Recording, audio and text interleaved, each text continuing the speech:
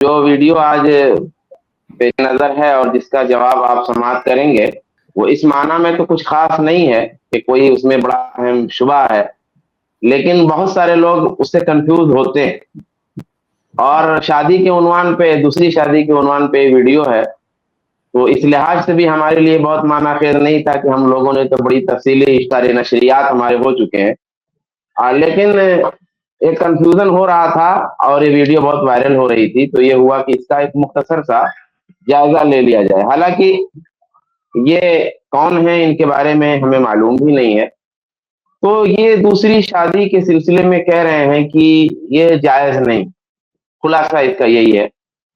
تو جو آیت یہ پیش کر رہے ہیں کہ بِفَنكِحُوا مَا طَابَ لَكُم مِّنَ النِّسَاءِ مَثْنَىٰ وَثُلَاثَ وَرُبَاعَ، اس آیت کے حوالے سے سب سے پہلے ہم دیکھ لیتے ہیں۔ تو ابھی آیت آپ دیکھیے جو ابھی سامنے آنے والی ہے کہ ہوتا کیا تھا، یہ آیت کا پس منظر کیا ہے۔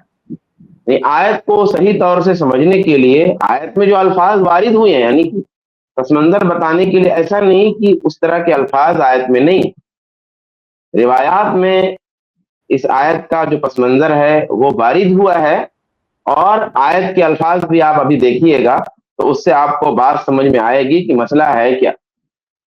تو اس آیت کا جو مختصر مفہوم ہے، اصل میں مسئلہ یہ ہے کہ ہوتا یہ تھا کہ بعض دفعہ کوئی یتیم لڑکی کسی کی سرپرستی میں ہوتی، وہ یتیم لڑکی خوبصورت ہوتی، اس کے باپ کا چھوڑا ہوا مال بھی اس کے پاس ہوتا۔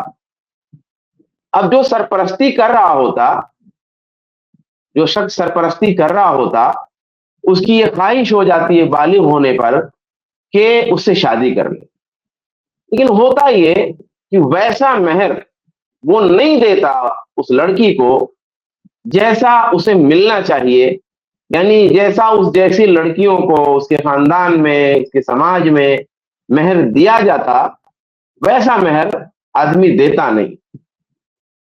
یا پھر یہ ہوتا کہ خوبصورت تو نہیں ہوتی لیکن اس کے پاس مال ہوتا، آدمی کیا کرتا کہ مال کی لالچ میں اس سے شادی کر لیتا بالغ ہونے کے بعد، زیر سرپرستی اس یتیم لڑکی سے، لیکن اس کے ساتھ بھی معاملہ کیا کرتا کہ جو اس کے لائق مہر ہے وہ مہر نہیں دیتا لیکن اس کی شایان شان نہیں دیتا، اور چونکہ شادی ہی اس نے مال کی لالچ میں کی ہوتی بعض دفعہ، تو اس سے جو تعلق ہونا چاہیے محبوبانہ، محبت والا، لطف والا، وہ گہرا تعلق جو مطلوب ہے، کیونکہ ابتدا ہی میں شادی کا مقصد ہی بگڑا ہوا ہے، تو وہ بھی اس سے نہیں ہو پاتا۔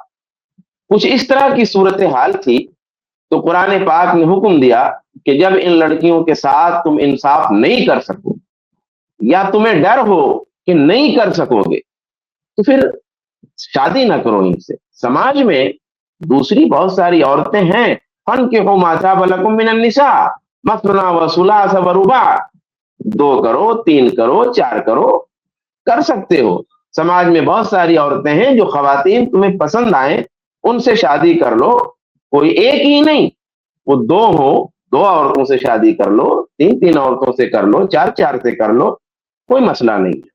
گویا قرآن پاک نے یہ بتایا کہ اگر یتیم بچیوں سے شادی میں انصاف نہ کر پانے کا تمہیں ڈر ہے کہ تم انصاف نہیں کر پاؤ گے تو ان سے شادی نہ کرو، اور اگر یہ ڈر نہیں ہے تو پھر کر لو۔ یعنی یتیم لڑکیوں سے شادی کرنا منع نہیں کیا شریعت، لیکن یہ کہا کہ جو سچویشن ہے، اس طرح کی بات اگر ہے اور ایسا مسئلہ ہے کہ تمہیں لگتا ہے کہ ان کے ساتھ ویسا معاملہ نہیں کر پاؤ گے جیسا ایک بیوی کے ساتھ کرنا چاہیے، تو پھر ان سے شادی نہ کرو، اور اگر لگتا ہے کہ نہیں سارا معاملہ ٹھیک رہے گا، اس کا مفہوم یہی ہے، تو پھر کرو۔ اب اسی طرح کئی شادیوں میں بھی عدل کا پہلو چونکہ زیادہ حساس تھا کہ بھی یہ کہا کہ بہت ساری خواتین ہیں، ان سے شادی کر لو، 2 کر لو، 3 کر لو، 4 کر لو، لیکن یہاں بھی مسئلہ تھا، یہ مسئلہ حساس تھا عدل کا، تو کہا اگر ان کے درمیان بھی تم عدل نہیں کر سکتے تو پھر ایک ہی کرو، کسی بھی خاتون سے کر لو، لیکن ایک کرو۔ اگر انصاف نہیں کر سکتے، عدل نہیں کر سکتے، اس کا معنی یہ ہے کہ اگر انصاف کر سکتے ہو، عدل کر سکتے ہو تو پھر کھلی اجازت ہے۔ اب یہاں پہ ایک بات اور عرض کر کے ویڈیو چلاتے، کیونکہ جو مولوی صاحب جو ہیں بڑی ملحدانہ گفتگو کر رہے ہیں اور منمانی گفتگو. آدمی شریعت سے پیدل ہے, مزاج پہ چل رہے ہیں لوگ, اپنی طبیعت پر اپنے مزاج پر لوگ شریعت کو ناپتے ہیں, جو ان کا ذوق ہوتا ہے. اور یہ کوئی چھوٹی بات نہیں ہے. یہ موجودہ جو صورتحال ہے اس میں آپ کو بہت ملے گا کہ آپ کو بڑے بڑے شیوخ, بڑے بڑے علماء بھی, چھوٹے بڑے علماء بھی مل جائیں گے جو بہت دفعہ ذوق کے حساب سے شریعت کی بات کرتے ہیں, ذوق کے حساب سے فقہ کی بات کرتے ہیں, مزاج کے حساب سے شریعت کو تولتے ہیں, اصولوں کی بات نہیں کرتے. تو یہاں ایک اصول جان لیجئے کہ اگر کوئی شخص تعدد ازدواج کو ناپسند کرتا ہے, کراہیت رکھتا ہے اور سمجھتا ہے کہ تعدد نہ کرنا افضل ہے, تو ایسا شخص مرتد اور کافر ہے. ذالک بانہم کرہوا ما انزل اللہ, اس لیے کہ انہوں نے پسند کیا, ناپسند کیا اس چیز کو جسے اللہ نے نازل فرمایا. فاحبط اعمالہم, اللہ تعالیٰ نے ان کے اعمال حبط کر دیے, اللہ تعالیٰ نے ان کے اعمال برباد کر دیے. سلف میں سے کوئی ایک ایسا نہیں ہے, ایک نام ایسا نہیں ہے جس نے جو آیت کریمہ آپ کے سامنے ہے وَإِنْ خِفْتُمْ أَلَّا تُقْسِطُوا فِي الْيَتَامَىٰ, کہ اگر تمہیں ڈر ہو اس بات کا کہ تم یتیم عورتوں کے سلسلے میں انصاف نہیں کر سکو گے, فَانْكِحُوا مَا طَابَ لَكُم مِّنَ النِّسَاءِ, تو جو عورتیں تمہیں پسند آئیں ان سے شادی کر لو. مثنا, دو دو, وثلاث, تین تین, ورباع, چار چار. فَإِنْ خِفْتُمْ أَلَّا تَعْدِلُوا فَوَاحِدَةً, اگر تم عدل نہ کر سکو تو ایک. یہ ہے. تو اس آیت کے سلسلے میں کوئی سلف میں سے کوئی ایک نام ایسا نہیں ملے گا جس نے تعدد ازدواج کے بارے میں عدم زواج کا معنی مراد لیا ہو یا عدم جواز کی بات کہی ہو یا اس سے کراہت کا اظہار کیا ہو. اب آئیے جو ہے مولوی صاحب کی ویڈیو سنتے ہیں. آپ نے یہ پس منظر سن لیا, اب جو ہے ویڈیو سنیں اور مختصر جو ہے سرسری جائزہ لے لیتے ہیں. آخری سوال, کیا اسلام میں 4 شادیوں کی اجازت ہے؟ ایک آدمی سے کسی نے پوچھا کہ بھئی اس تمام اسلامی احکامات میں تمہیں کون سا حکم زیادہ پسند ہے؟ اس نے کہا میں نے قرآن پر بہت سوچا, مجھے یہ آیت بہت پسند ہے کہ فَانْكِحُوا مَا طَابَ لَكُم مِّنَ النِّسَاءِ مَثْنَىٰ وَثُلَاثَ وَرُبَاعَ, کہ یہ 4 شادیوں والی آیت مجھے بہت پسند ہے. پھر دوسری آدمی سے پوچھا کہ آپ کو کون سی آیت پسند ہے؟ اس نے کہا کہ یار میں نے بھی قرآن پر بہت غور کیا, مجھے یہ آیت بہت پسند ہے کہ اللہم انزل علینا مائدۃ من السماء, اے اللہ اوپر سے دسترخوان بھیج دیں اور سارے کانوں سے بھرا ہوا ہو. تو مسلمانوں کو آج کل خصوصاً مولویوں کو جیسے ان کو مدرسہ ملے اور 2-3 آیتیں ملے اور ایک تھوڑی سی آواز شواز بھی اللہ دے دے, تو وہ سب سے پہلا کام جو کرتا ہے 2 شادیاں, 3 شادیاں, 4 شادیاں کر لیتا. یہ افسانہ گھڑ رہا ہے, کہانی بنا رہا ہے اور کہانی بتا رہا ہے. احمقوں کی دنیا میں یہ مولوی صاحب شاید رہتے ہیں. بھئی کہاں ایسا ہوتا ہے, کہاں اتنی مشکل تو بیچارے دوسری شادی میں ہوتی ہے. کہہ رہے ہیں کہ ذرا سا ہو گیا تو سب کرتے جا رہے ہیں. مجھ کو ایسا لگتا ہے کہ شاید اس نے خواہش تو بہت کی لیکن مسل صادق وہ آ گئی کہ یہ منہ اور مسور کی دال. میں دیکھتا ہوں کہ جو لوگ بڑی خواہش رکھتے ہیں اندر سے لیکن وہ کر نہیں سکتے, وہ پتہ نہیں کس طرح کے حسد میں یا کراہیت میں مبتلا ہو جاتے اور اس کو بڑی کراہت کے ساتھ بڑے طنز و تعریض میں بیان کرتے ہیں. اور بعض علماء بھی یہ کام کرتے ہیں. افسوس ہوتا ہے کہ انہیں کیا کلام پاک معلوم نہیں ہے, کیا اللہ تبارک و تعالیٰ کے اس حکم کے سلسلے میں اصل مسئلہ نہیں معلوم ہے, کس طرح سے اس کو طنز و تعریض کا اور تضحیق کا موضوع بنا لیتے ہیں. خوف نہیں آتا ان مولویوں کو اس طرح کی بات کرتے ہوئے اور منمانی بات کہہ رہے ہیں. ذرا آگے چلیے, اس میں تو کوئی بات نہیں ہے لیکن میں نے کہا اس پر بھی قصہ ہو جائے. 3 شادیاں 4 شادیاں کر لیتے. حالانکہ قرآن کریم نے 4 شادیوں کی اجازت قطعاً نہیں دی ہے. جھوٹ جھوٹ جھوٹ اور صریح جھوٹ بول رہا ہے کہ قرآن کریم نے اجازت نہیں دی. اور قرآن کریم میں اگر کوئی اجمال ہو بھی, کوئی اجمال اگر قرآن کریم میں ہو بھی تو پھر رسول اللہ کی حدیثوں میں تو بالکل واضح طور پہ موجود ہے, آثار صحابہ میں تو اور کھول کر کے رکھ دیا گیا ہے. حالانکہ قرآن میں بھی اجمال نہیں ہے لیکن اگر ہو بفرض محال تو پھر حدیثوں میں اور آثار سلف میں اس مسئلے کو صاف صاف بیان کر دیا ہے. چلیں. قرآن کریم نے اس کو مشروط کیا ہے. اس کی ایسی مثال ہے جس طرح کہ آپ مجھے کہیں مشروط کیا ہے. مشروط کا کیا مطلب ہوتا ہے بھائی؟ مشروط کا مطلب یہ ہوتا ہے کہ اگر شرط پائی جائے تو جائز ہے. جب مشروط کہا نا تو مشروط کا مطلب یہ ہوا کہ اگر وہ شرط موجود ہے تو پھر جائز ہے. شرط موجود ہے لازم تو نہیں ہے. شرط موجود ہونے پر کوئی چیز لازم تو نہیں ہو جاتی, لیکن شرط موجود ہونے پہ وہ چیز درست ہو جاتی. تو جب کہہ رہے ہو کہ قرآن پاک نے مشروط کیا ہے, مشروط اگر ذرا اصول فقہ کا یہ جو ہے الف کا علم ہو اگر کسی آدمی کو, تو یہ بات نہیں کہے گا. یا تو پھر آدمی کو علم ہے لیکن پھر بھی یہودیوں جیسی جہالت والی بات کرتا ہے, یا آدمی کو علم نہیں کہ جب بھی کوئی چیز مشروط ہے تو مشروط کا مطلب ہی ہوا کہ وہ شرط اگر پائی گئی تو پھر وہ چیز درست ہوگی, جائز ہو, ورنہ پھر مشروط مت کہو. مفتی صاحب یہ قلم آپ مجھے عنایت کیجیے. میں آپ سے کہوں کہ بالکل جی, مگر آپ آسمان پہ چڑھ کر کے دکھائیے. تم کیا میں یہ قلم آپ کو دے رہا؟ اس کا مقصد یہ ہے کہ یہ قلم مجھے دینا ہی نہیں ہے, اس لیے کہ آپ آسمان پہ چڑھیں گے سوال ہی نہیں پیدا ہوتا. اللہ تعالی نے فرمایا ہے کہ اے لوگو تم 2-2 3-3 4-4 شادیاں کرو, لیکن اگر تمہیں خوف ہو کہ تم اللہ تعالی کے احکام کو بجا نہیں لا سکتے اور عدل نہیں کر سکتے ہو, عدل عین دال لام, اب اس لفظ کی تشریح کوئی سن لے تو سمجھ لے کہ آسمان پہ چڑھنا ہے یا نہیں ہے. یہ جو کہہ رہے ہیں کہ میں قلم آپ کو دے رہا ہوں مگر آسمان پہ چڑھ کے دکھائیے, مطلب یہ ہوا کہ قلم مجھے دینا ہی نہیں. آپ آسمان پہ چڑھ جائیں تو میں قلم آپ کو دے دوں گا. اب چونکہ آپ آسمان پہ چڑھ نہیں سکتے تو میں قلم آپ کو دے نہیں سکتا. احکام شریعت میں اس طرح کا لغو کلام اللہ کا نہیں ہو سکتا. ایسا لغو کلام اللہ نہیں کرتا.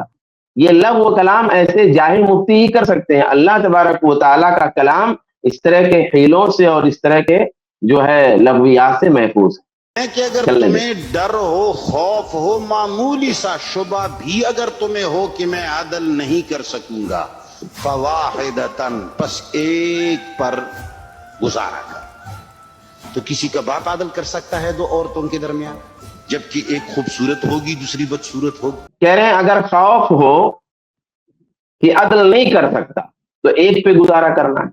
اگر خوف ہو, بات صحیح, قرآن میں یہی بات ہے کہ اگر خوف ہو تو کہ عدل نہیں کر سکتا تو ایک پہ فواحدہ, تو ایک کرنا ہے.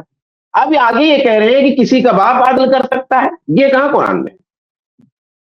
کوئی عدل نہیں کر سکتا, یہ اس آیت میں کہاں کہا گیا ہے؟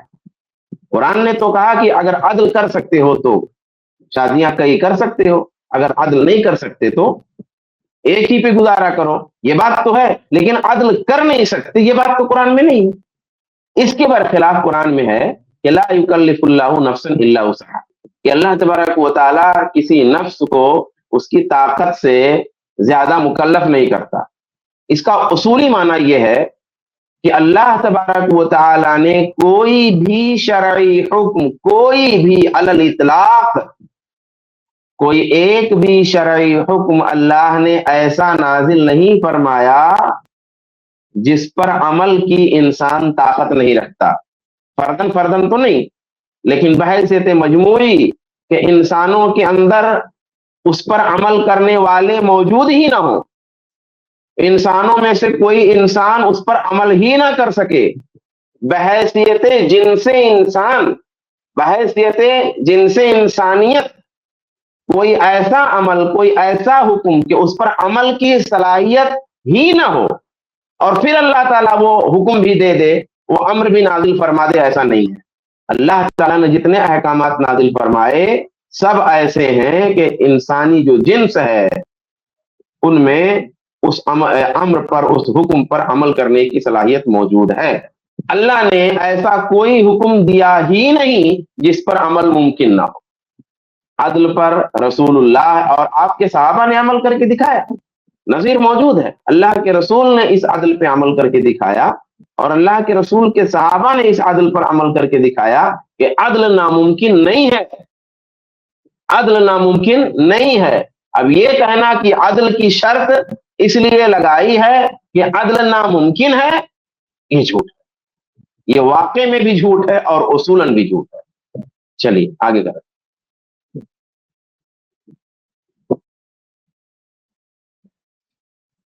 ایک جو ہے نا زبان کی میٹھی ہوگی، دوسری کڑوی ہوگی. ایک میں انسانیت بھری ہوگی، دوسری کے اندر خباثت بھری ہوگی. ایک جو ہے آپ کی طبیعت کو جانتی ہوگی، دوسری نہیں جانتی ہوگی. ایک جو ہے نا وہ گدھوں کی طرح زندگی گزارے گی، دوسری جو ہے نا انسانوں کی طرح زندگی گزارے گی.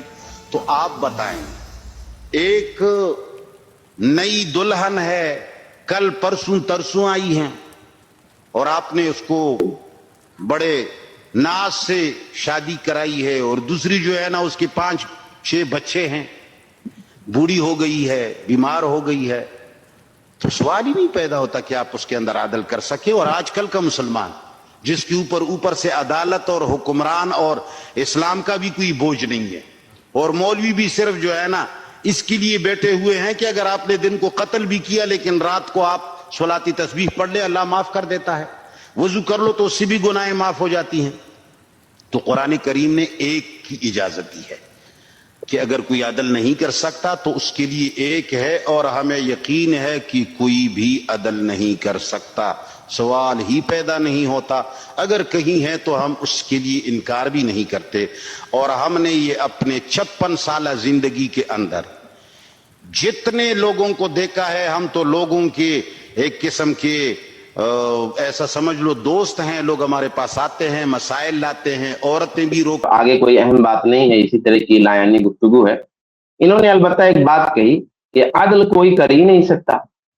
پھر یہ ان کو ڈر ہوا کیونکہ یہ جھوٹی بات ہے نا، ذوق اور مزاج کی بات کو شریعت بنا کے پیش کر رہے ہیں.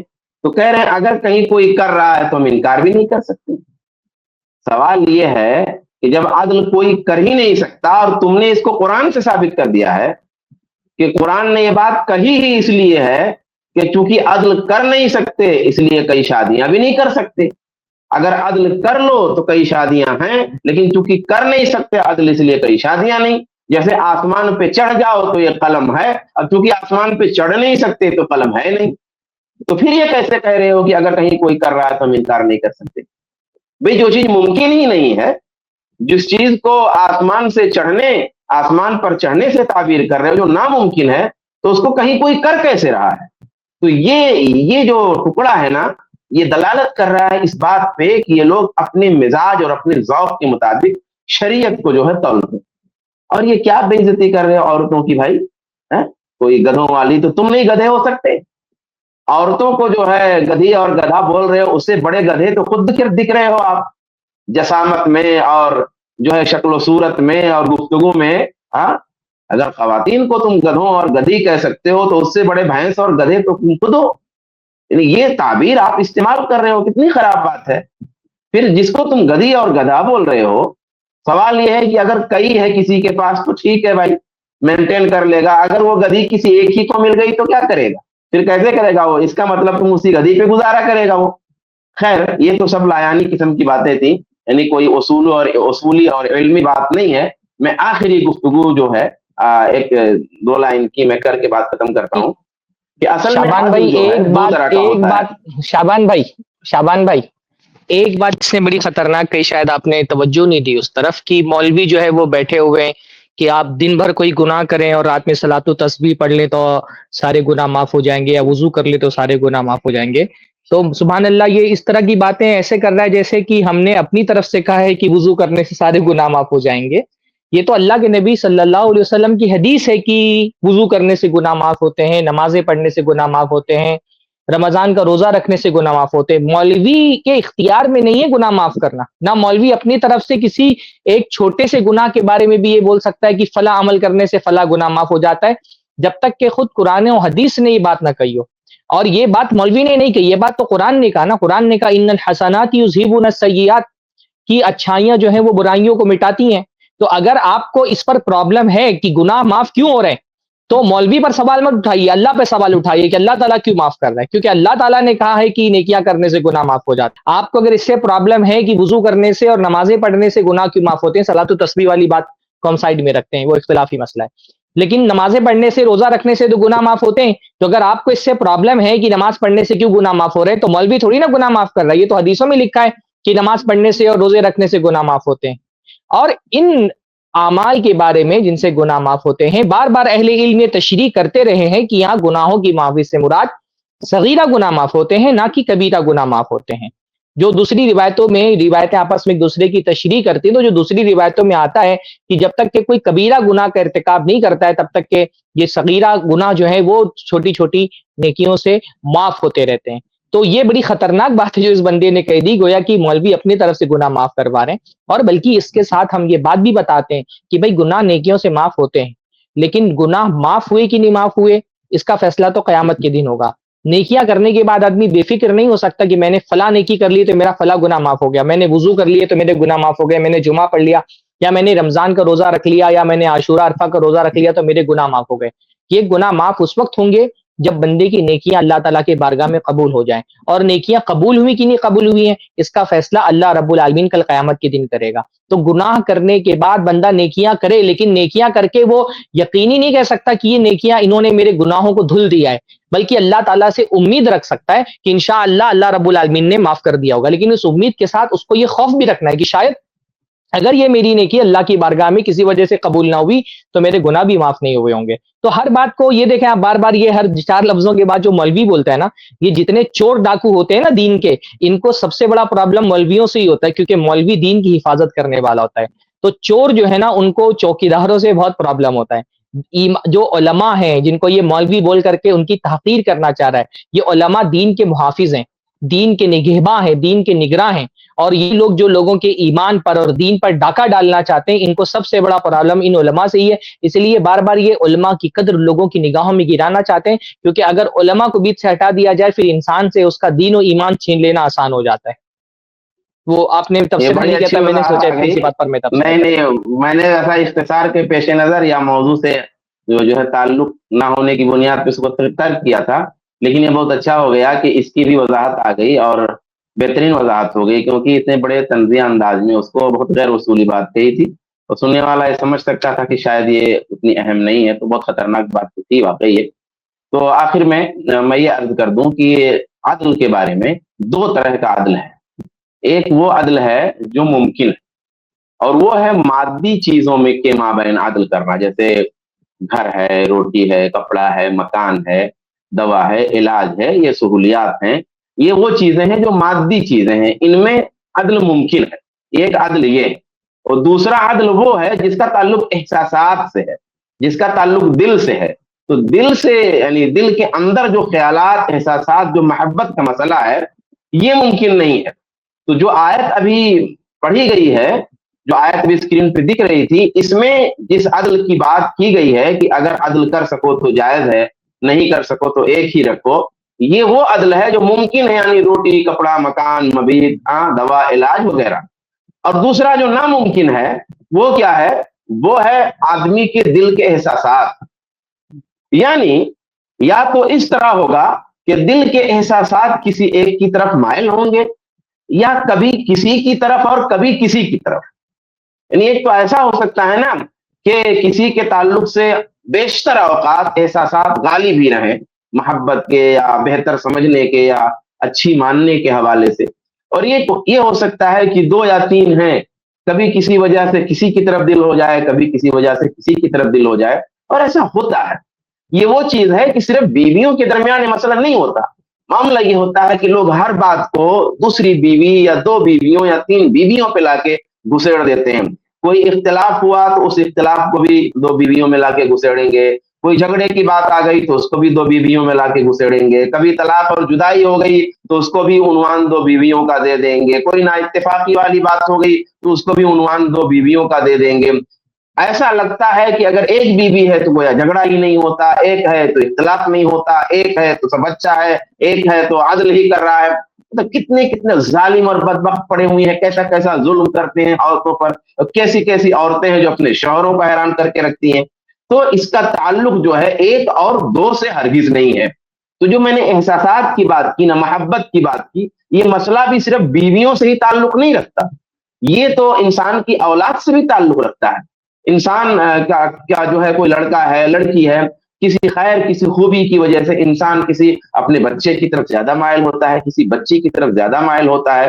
ماں باپ میں بھی ہوتا ہے, کوئی بچہ اپنے باپ کی طرف یا بچی باپ کی طرف مائل ہوتی ہے, ماں کی طرف کم ہوتی ہے.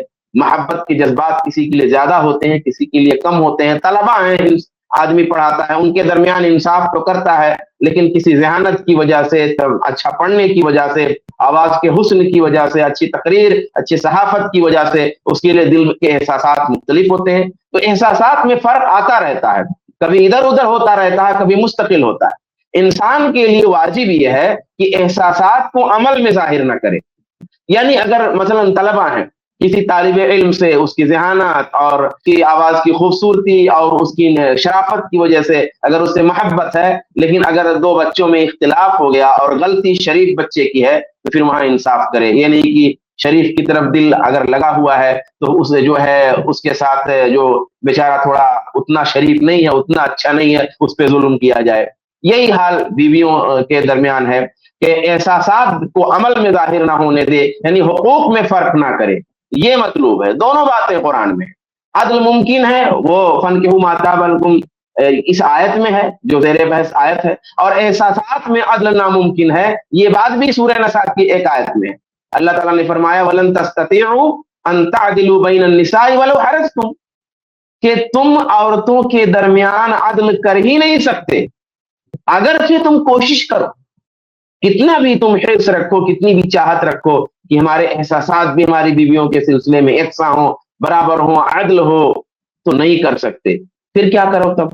فَلَا تَمِيلُوا كُلَّ الْمَيْلِ, تو ایک دم بالکل میلان نہ ہو جائے, یعنی وہ میلان حقوق کے فرق میں نہ بدل جائے. فَتَذَرُوهَا كَالْمُعَلَّقَةِ, تو اسے معلقہ کی طرح چھوڑ دو.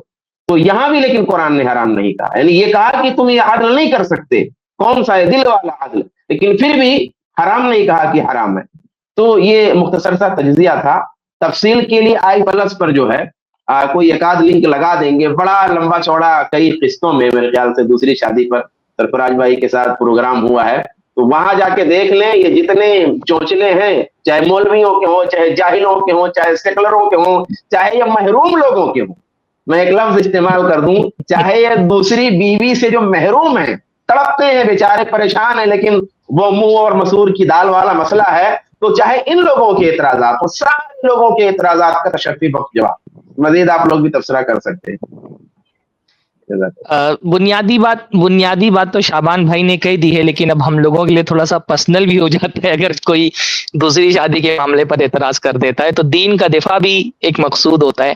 تو تھوڑا سا تبصرہ میں بھی چاہوں گا کہ اس پہ کر دوں کہ بھائی دیکھیے, اصل پرابلم یہ ہوتا ہے نا کہ لوگوں کو یہ لگتا ہے عدل کی شرط صرف شادی میں اللہ تعالیٰ نے رکھی ہے جب دوسری کرنا ہو. تو بات یہ ہے کہ عدل صرف دوسری شادی کے لیے شرط نہیں ہے, عدل تو تمام شادیوں کے لیے شرط ہے, بلکہ عدل تو پورے دین میں شرط ہے. دین میں ہر چیز کے ساتھ عدل کرنا ہے. عدل کا مطلب کیا ہوتا ہے؟ عدل کا مطلب ہوتا ہے صاحب حق کو اس کا حق دینا.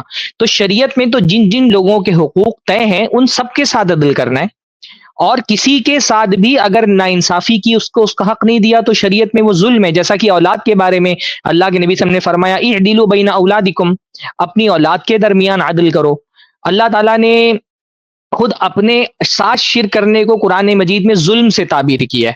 اللہ تعالیٰ نے فرمایا ان الشرک لظلم عظیم, بے شک شرک جو ہے وہ ظلم عظیم ہے. اور ظلم کیا ہوتا ہے؟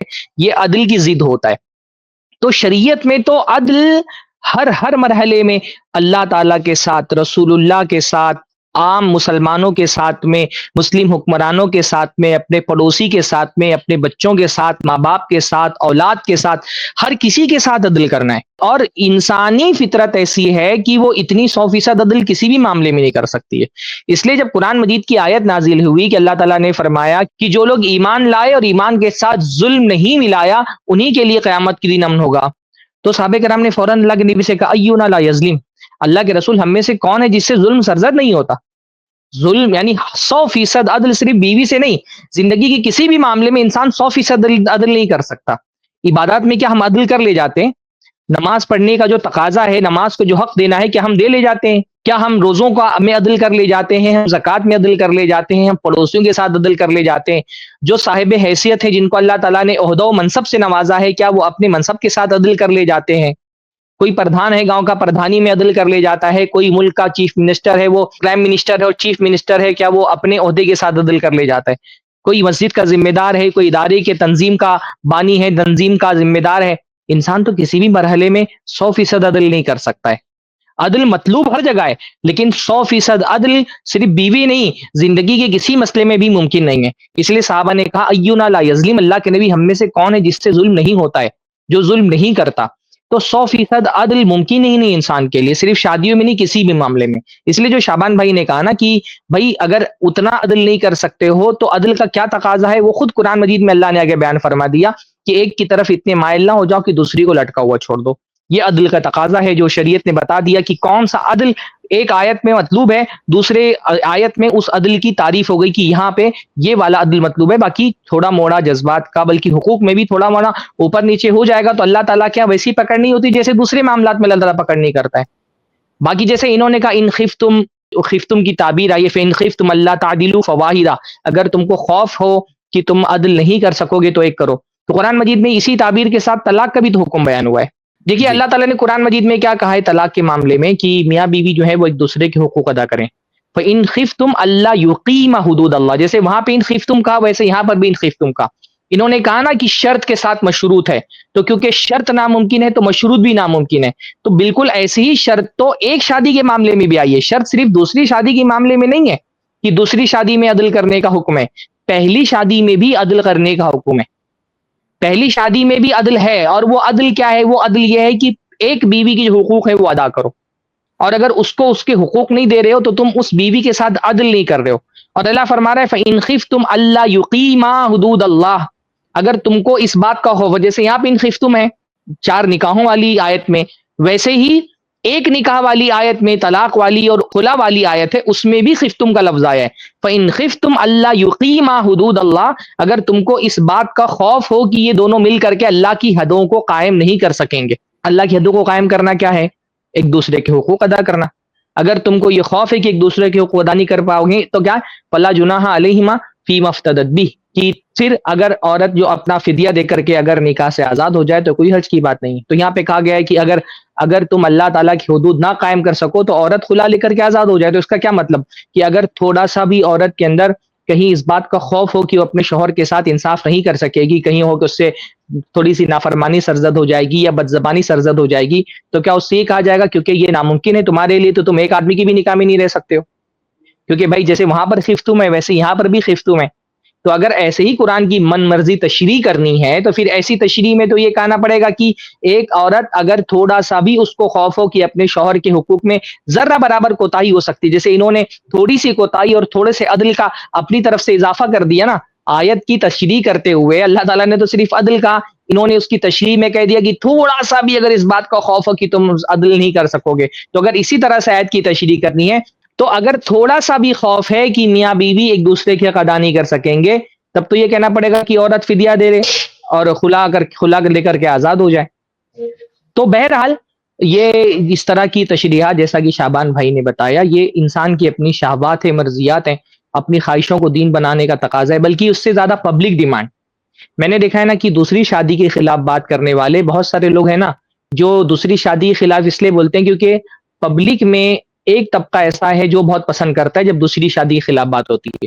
خواتین خاص طور پہ، خواتین کو بہت پرابلم ہے کہ دوسری شادی کے جواز پر بات نہ کی جائے، اور جو بے دین خواتین ہیں وہ تو چاہتی ہیں کہ کوئی مولوی ایسا ملے جو جیسے ان کے دل میں حرام ہے ویسے شریعت میں بھی کسی طرح سے حرام ثابت کر دے۔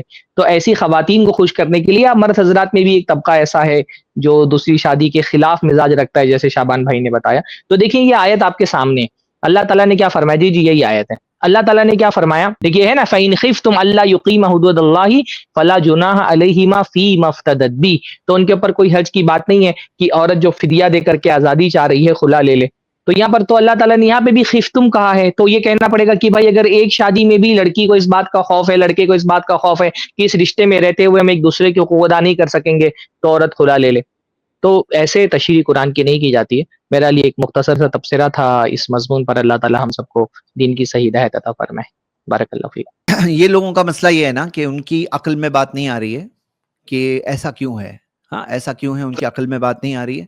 تو انہوں نے ایک جو بہاؤ ہے نارمل دنیا کا, اس بہاؤ کے ساتھ آج دنیا کا بہاؤ کیا ہے کہ زنا کی طرف ابھارا گیا ہے, شادی کو مشکل بنایا گیا. 4 شادی دور کی بات, ایک شادی بھی مشکل بنائی گئی ہے. ایک شادی سے بھی لوگوں کو دور رکھا جاتا ہے کہ ارے اتنی جلدی شادی کرنا ہے, اور شادی کر لے تو اس کے بعد میں ڈیورس کے رولز اس طرح سے بنائے جاتے ہیں کہ لوگ شادی ہی نہ کریں.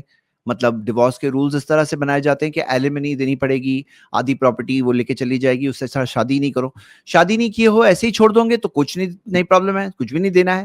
شادی کرو گے تو اس کے بعد میں تمہیں پوری طرح سے فائنینشلی پرابلم میں آ جاؤ گے تم. تو شادی سے, ایک شادی سے بھی پرابلم ہے لوگوں کو, 4 شادی دور کی بات. تو ہم ان لوگوں میں سے نہیں ہے نا کہ ہم آنکھیں بند کر کے ہم فالو کریں گے جو دنیا کا بہاؤ ہے, ہم بھی بس بہنے لگیں گے. تو آپ اگر دیکھو گے کہ کتنے سارے پرابلمز الٹا ان کا سولوشن ہے. بیواؤں کا پرابلم, جو بیواؤں کی شادیاں نہیں ہوتی ہے, مطلقائیں ہیں, ہاں کتنی ساری لڑکیوں کی عمر بڑھ جاتی ہے, شادیاں نہیں ہوتی ہے. تو اگر ایک سے زیادہ شادی کو لوگ حلال سمجھنے لگیں گے جو دین اسلام میں حلال ہے, تو یہ سارے پرابلم سالو ہوں گے. اور جب ڈیمانڈ زیادہ ہوگا تو پھر کیا ہوگا کہ جو ہم دیکھتے ہیں کہ لوگوں کو دہیج دینا پڑتا ہے, تو ڈیمانڈ اگر زیادہ ہے, دہیج کی رقم کیا ہوگی, کم ہوتے ہوتے ہوتے زیرو ہو کر پھر کیا ہوگا, لوگ مہر کا ان کا معاملہ ہوگا. لڑکیوں کا معاملہ ایسا ہوگا کہ مہر کتنا دے رہے ہو لڑکیوں کا.